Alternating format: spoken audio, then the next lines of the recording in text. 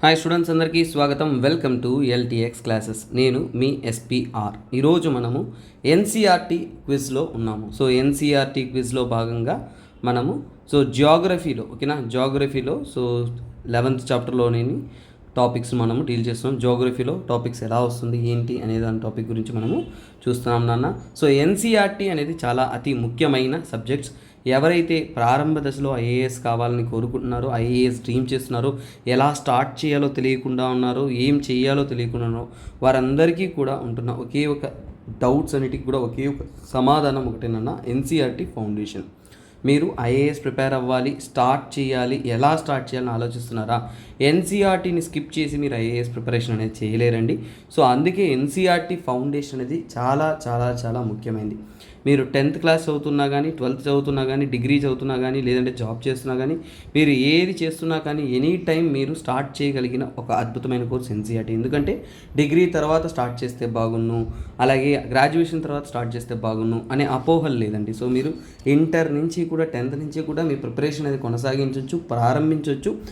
దానికంటూ అన్నీ చదివారంటే మీ brain overload అయిపోతుంది.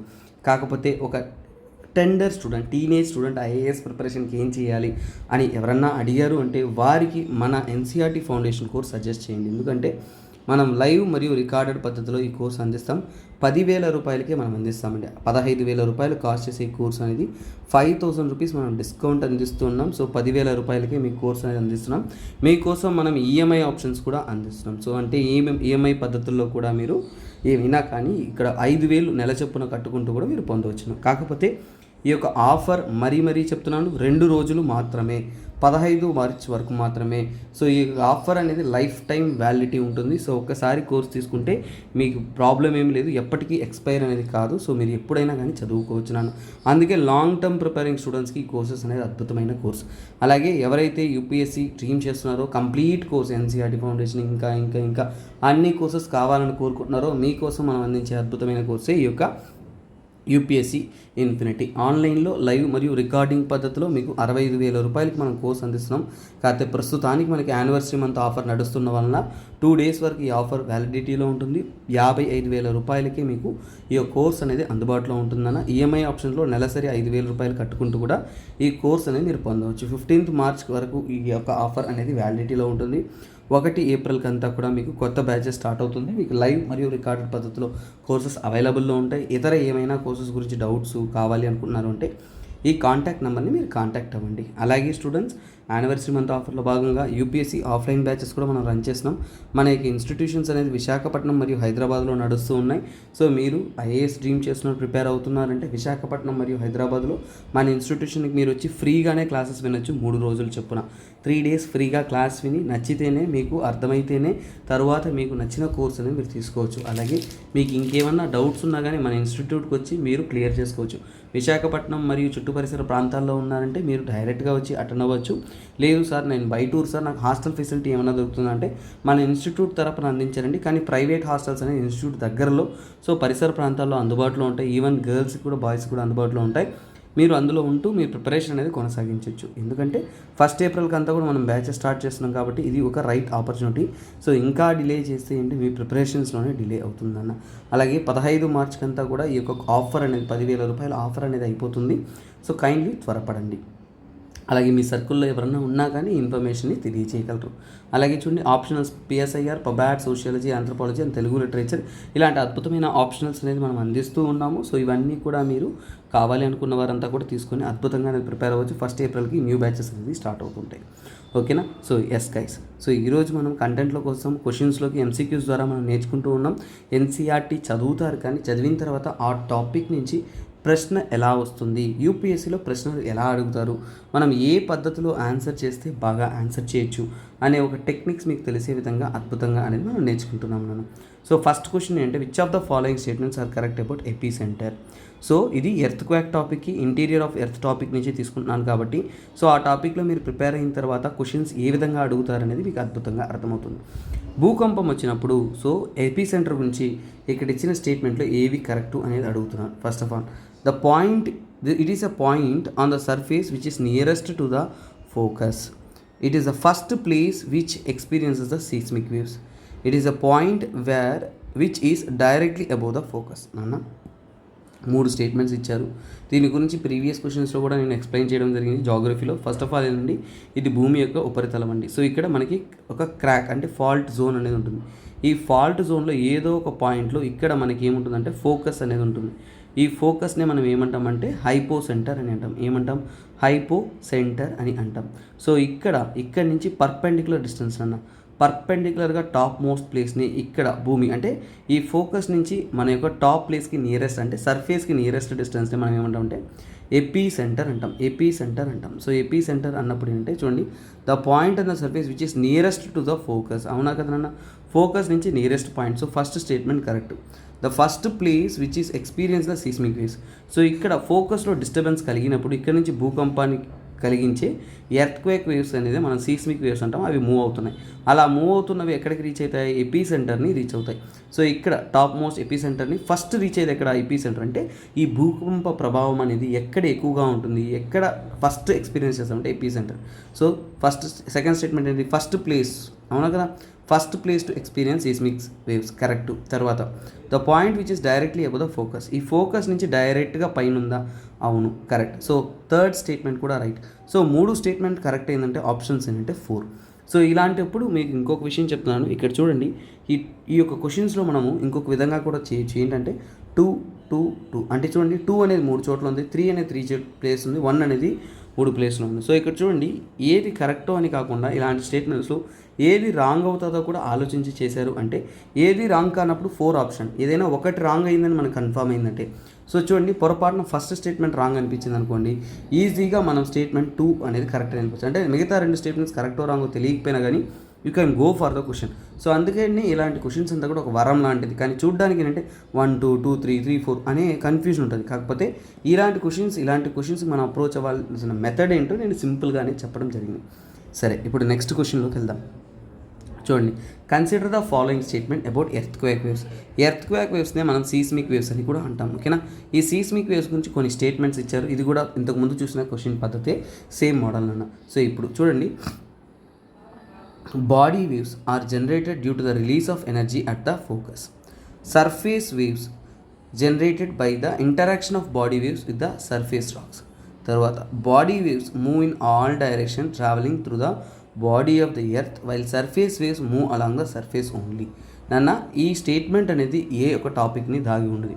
సో ఇది భూమి యొక్క సర్ఫేస్ నాన్న.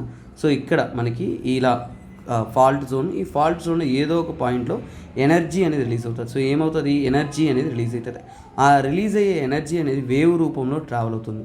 అలా వేవ్ రూపంలో ట్రావెల్ అవుతున్నప్పుడు దీన్ని మనము జనరల్గా ఏంటంటే భూమి లోపల ట్రావెల్ అవుతుంది. అవునా కదా నాన్న? సో భూమి అంటే ఇది ఎర్త్ యొక్క సర్ఫేస్ అయినప్పుడు సర్ఫేస్ లోపల లాంచ్ అవుతుంది, అంటే తిరుగుతూ ఉంటుంది, వేవ్స్ మూవ్ అవుతుంది కాబట్టి. సో ఇది inside the body of the earth కాబట్టి దీన్ని ఏమంటామంటే మనము బాడీ వేవ్స్ అంటాం. సో బాడీ వేవ్స్ అని ఎందుకు అంటాం? Inside the body of the earth కాబట్టి బాడీ వేవ్స్ అంటాం. సరే, ఈ యొక్క బాడీ వేవ్స్లోనే ముఖ్యంగా మనకి ఏంటంటే 2 రకాలు ఉంటాయి, P waves and S waves. ఏంటన్నా? P waves and S waves అనేది ఉంటుంది.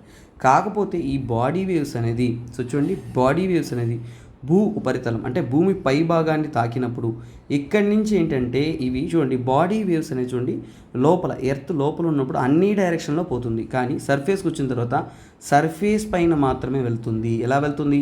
సర్ఫేస్ పైన మాత్రమే వెళ్తుంది. సో ఇక్కడ చూడండి, మనకి భూకంపంలో జరిగే ప్రభావాలంతా కూడా ఈ సర్ఫేస్ వేవ్స్ వల్లనే ఎక్కువగా ఉంటుంది. ఎందుకంటే భూమి లోపల ఏదో జరుగుతుండడం వల్ల ఉపరితలం మీద ఉంటున్న మన మీద ప్రభావం అనేది చాలా తక్కువగా ఉండొచ్చు. సో అందుకనే మనకి సర్ఫేస్ వేవ్ వల్ల ప్రభావం అనేది ఎక్కువగా ఉంటుంది. సో ఇది అర్థమైందంటే ఇప్పుడు స్టేట్మెంట్ చూడండి, body waves are generated due to the release of energy at the focus.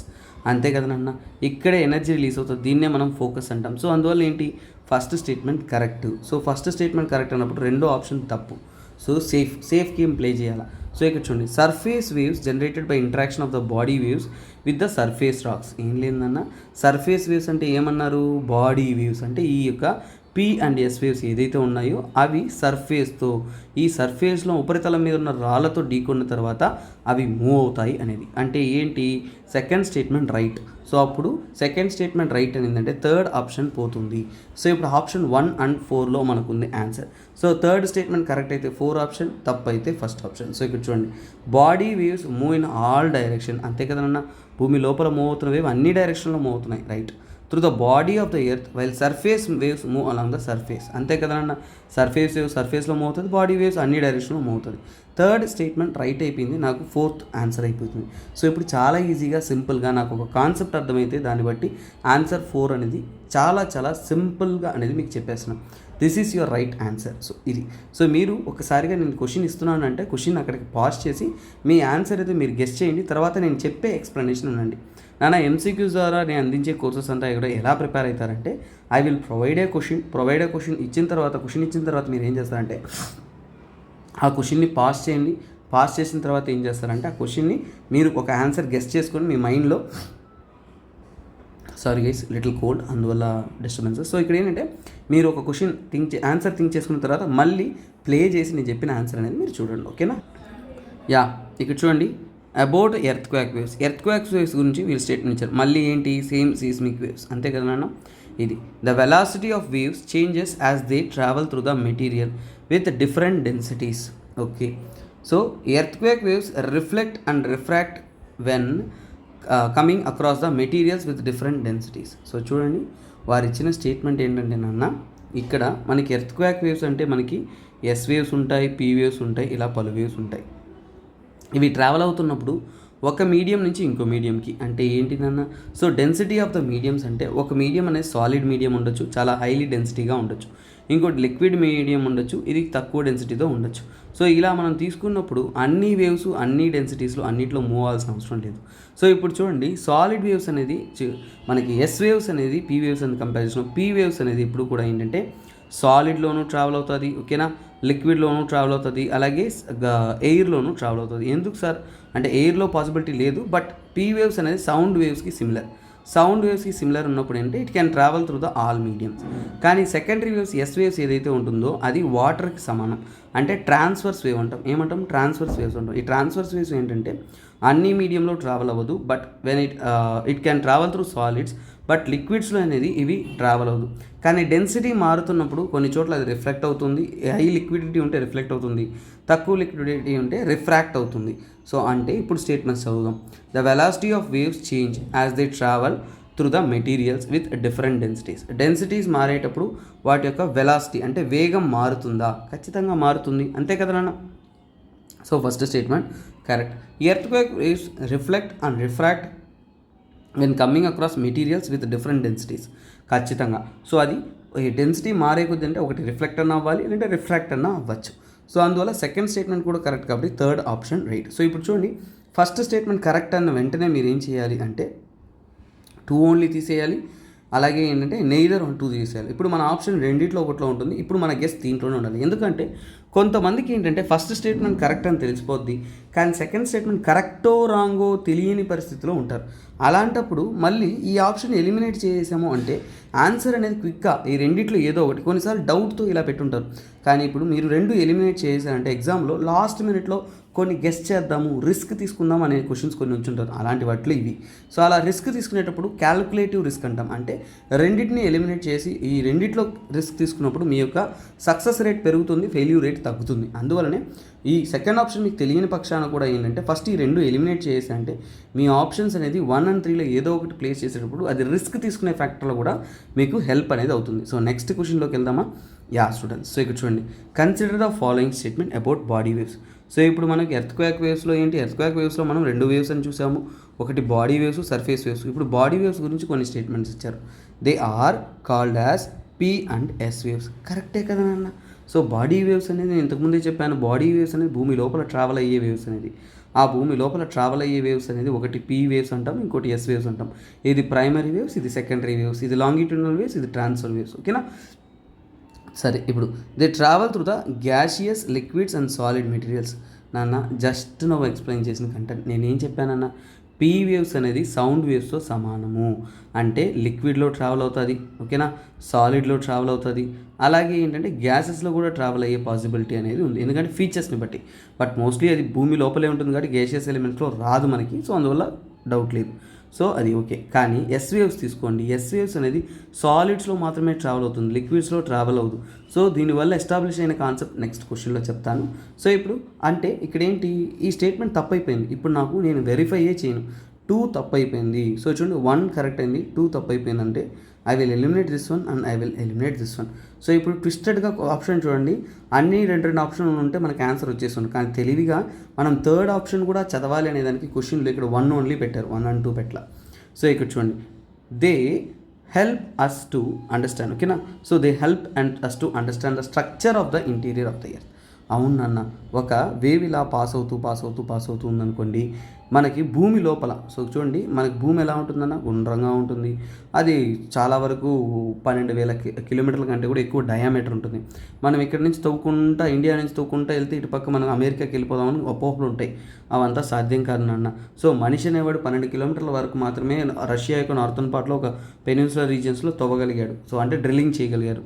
So మనిషి అనేవాడు ఒక 4 kilometers డీప్ మాత్రమే భూమిలోకి వెళ్ళగలిగారు, అంతకంటే డీప్ పోలేం. సరే, మనం లోపలికి వెళ్ళకుండా లోపల ఉన్న లోహాలు ఏంటి, లోపల ఉన్న స్ట్రక్చర్ ఏంటి, ఎలా చదవగలిగాం ఏంటంటే, ఈ వేవ్స్ అనేది ఒక్కొక్క డెన్సిటీలో ఒక్కొక్క డైరెక్షన్లో ఫ్లో అవుతుంది. ఒక్కొక్క మెటల్లో ఒక్కొక్క ఫీచర్స్ ఉంటుంది.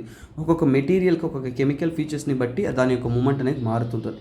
వాటిని బట్టి ఏంటంటే ఈ పీ వేవ్స్, ఎస్ వేవ్స్ని పట్టుకొని ఏంటంటే మనము భూమి లోపల పంపిస్తున్నప్పుడు ఒక్కొక్క చోట ఒక్కొక్క మార్పిడి జరుగుతున్నప్పుడు అంటే వాటి ద్వారా ఏంటంటే వాటికి యొక్క క్వాలిటీస్ కానీ కంటెంట్స్ కానీ మనకి తెలిసి వస్తుంది.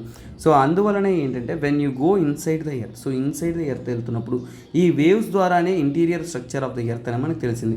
సో అంటే ఈ స్టేట్మెంట్ కరెక్టే కదా, they help us to understand the interior of the earth. ఎందుకంటే ఇలా వేవ్స్ వెళ్తున్నప్పుడు ఇక్కడ సాలిడ్ ఉందా, ఇక్కడ లిక్విడ్ ఉందా ఎలా తెలుస్తుంది?